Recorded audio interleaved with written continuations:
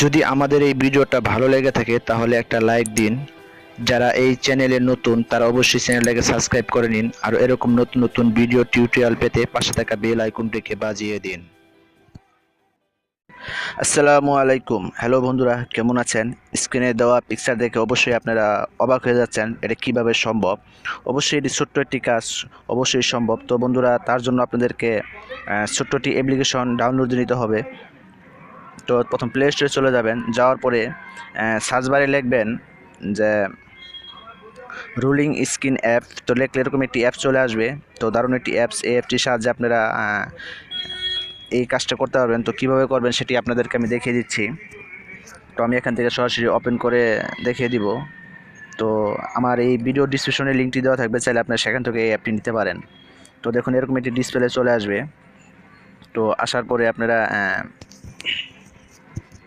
যদি অ্যাপস নিতে চান তো অ্যাপস এখান থেকে মার্ক করবেন, এরকম করে মার্ক করবেন। তো অ্যাপ যদি না নেন তাহলে আপনারা যদি ফটো সেট করতে চান তো দেখুন এখানে যে ফটো যে আছে এই ফটোটা ক্লিক করবেন।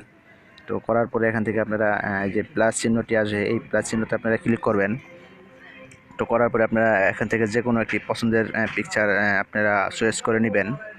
তো দেখুন আমি কয়েকটি পিকচার চয়েস করে নিচ্ছি। তো তারপরে আপনারা এই নিচে দেখুন এখানে এই যে এটা আপনারা ক্লিক করবেন। তো আমি এখানে ক্লিক করছি। তো করার পরে এরকম একটি ইন্টারফেস আসবে।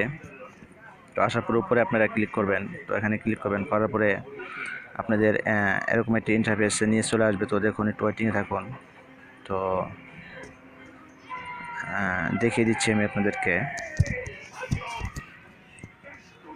তো একটু ব্যাগে চলে আসবে, আসার পরে এরকম একটি ইন্টারফেস, সরি একটি অ্যাড চলে এসেছে।